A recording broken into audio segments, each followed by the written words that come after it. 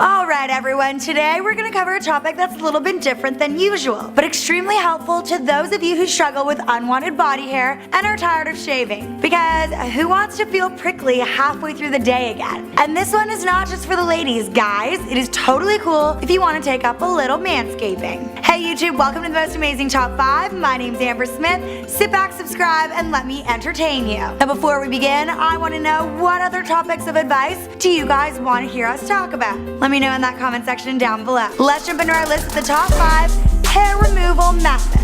In the top 5 spot, we have laser hair removal. Laser involves a technician using pulses of light to essentially burn off the hair from the root. This method is fast and doesn't hurt too much, despite what it sounds like, but it can also get quite expensive. And companies will try to convince you that it's permanent, but many times this is not the case. You may be saying hello to those stubborn hairs sooner than you realize. Up next in the number 4 spot is electrolysis. This is the process of inserting a probe into each and every hair follicle and zapping it with heat or chemical energy, killing the follicle. Now it can get quite pricey, but it's relatively painless and it's the only 100% permanent removal solution. Keep it to a small area though, unless you have hundreds and hundreds of dollars and can sit still for 6 hours at a time, having a little tiny needle poked into you over and over. Moving on to the number 3 spot, we have waxing. Although getting hot wax poured on your body and then ripped off doesn't sound like the ideal way to spend your day, waxing is less expensive than many methods and longer lasting. Plus, you can do it yourself at home if you want, and you can do it anywhere. Even, you know